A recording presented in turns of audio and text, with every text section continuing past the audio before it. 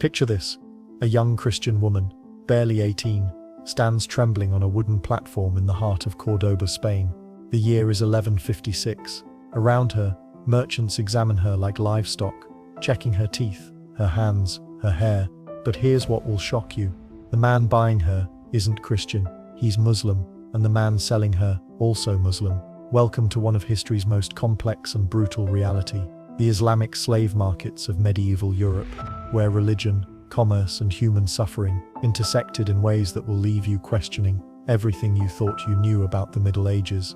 Before we dive into this dark chapter of history, smash that subscribe button and ring the notification bell, because today's story will challenge your assumptions about medieval Europe, and trust me, you won't want to miss what happens next. The Mediterranean Sea, 1147.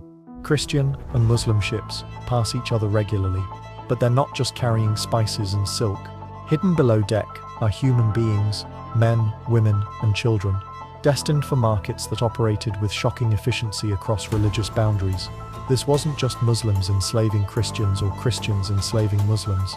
The reality was far more complex and disturbing. Let me take you back to Al-Andalus Islamic Spain, where some of the most sophisticated slave markets in medieval Europe operated.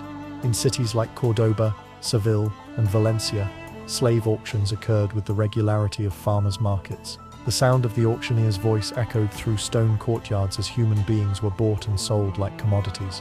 But here's where it gets interesting, and deeply troubling. The treatment of slaves wasn't just about their usefulness or value. It was systematically different based on two crucial factors: their gender and their origin. And these differences reveal shocking truths about medieval society that historians are still uncovering today. Let's start with the women. In the slave markets of Islamic Spain, European women, particularly those from the Christian kingdoms to the north, were among the most valuable commodities, but not for the reasons you might think. While some were destined for domestic service, many were specifically sought after for the harems of wealthy Muslim nobles and merchants.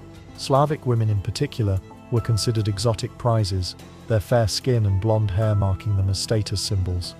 Picture Fatima, a wealthy merchant's wife in 12th century Granada, inspecting a group of newly arrived Slavic women. She's not looking for field workers or kitchen help. She's selecting concubines for her husband's household, women who will live in luxury compared to other slaves, but who will never see their homeland again. The irony: some of these women would eventually wield significant political influence, their children becoming heirs to vast fortunes.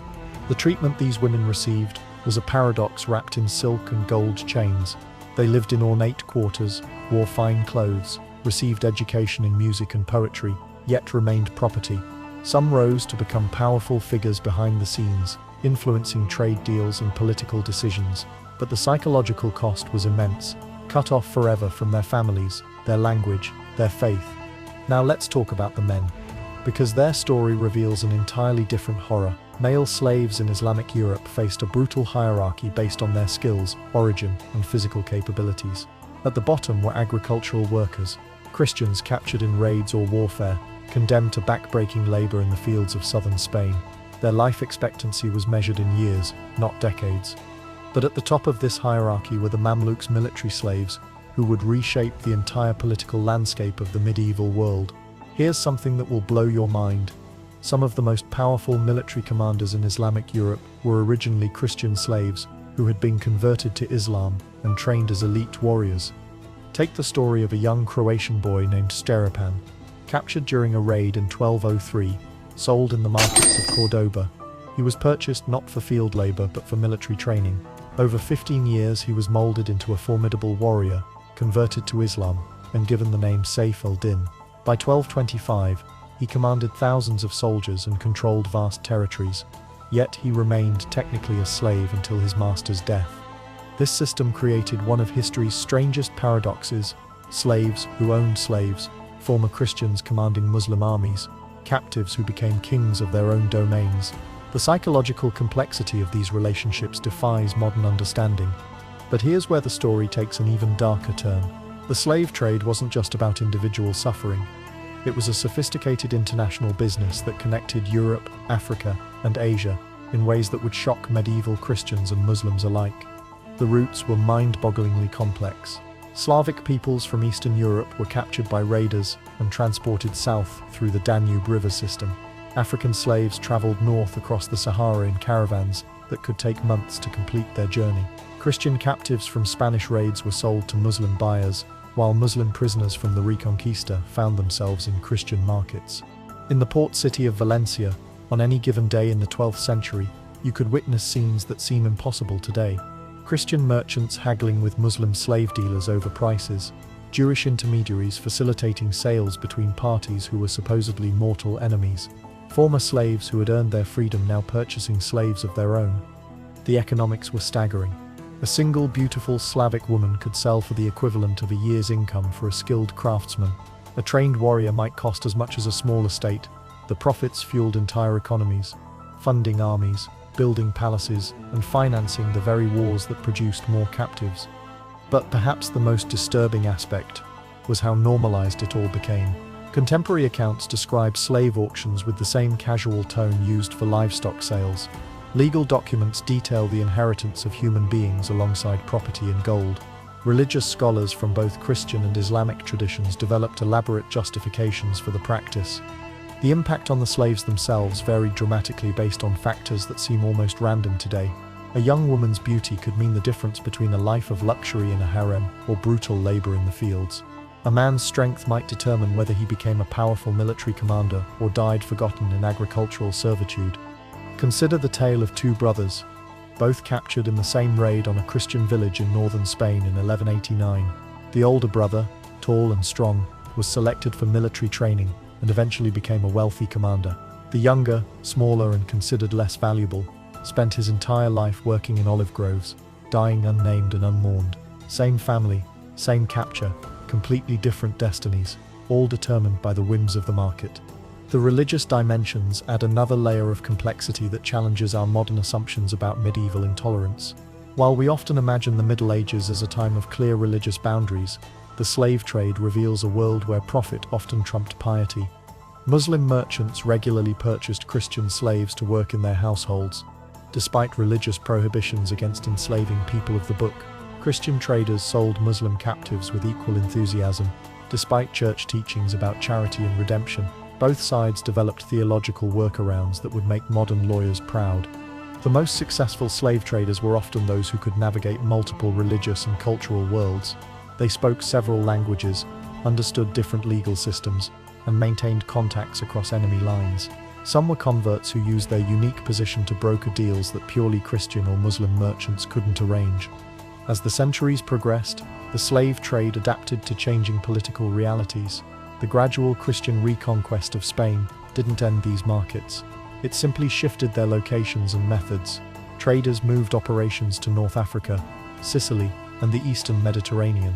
The routes evolved, but the human cargo continued to flow. By the 14th century, the Black Death had disrupted traditional slave routes, but it also created new opportunities.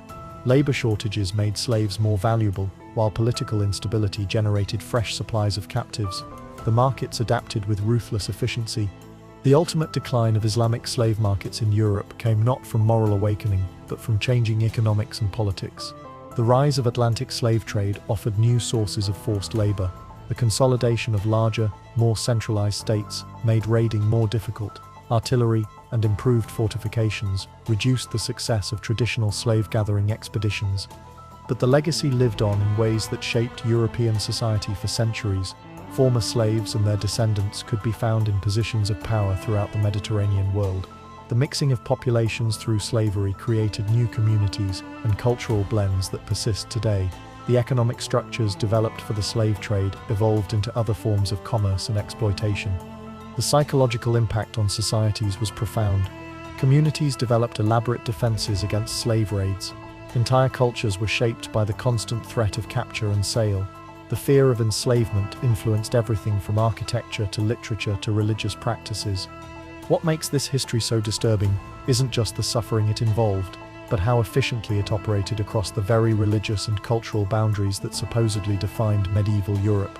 Christians, Muslims, and Jews participated in systems that reduced human beings to commodities, all while maintaining their claims to moral and religious superiority.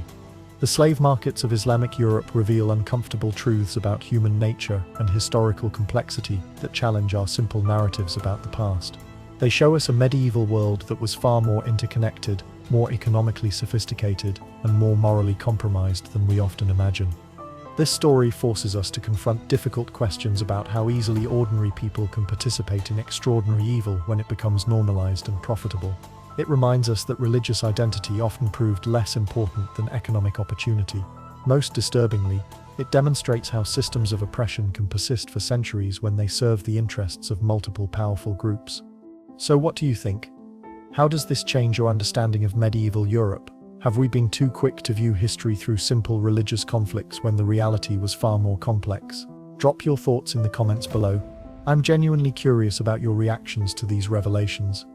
And if this story has opened your eyes to the complexity of medieval history, you absolutely need to subscribe, because next week we're diving into an even more shocking tale: how Christian Europe's own slave markets operated, and why the Church's role in human trafficking might be the most covered-up scandal of the Middle Ages. Trust me, you won't believe what we've uncovered in the Vatican archives.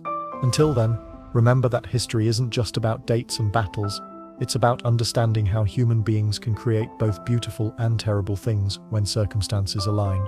The slave markets of Islamic Europe are a reminder that the past is always more complicated than we want it to be, and that's exactly why it's worth studying. Hit that like button if this story surprised you, subscribe for more hidden histories, and I'll see you next week for another journey into the shadows of our past.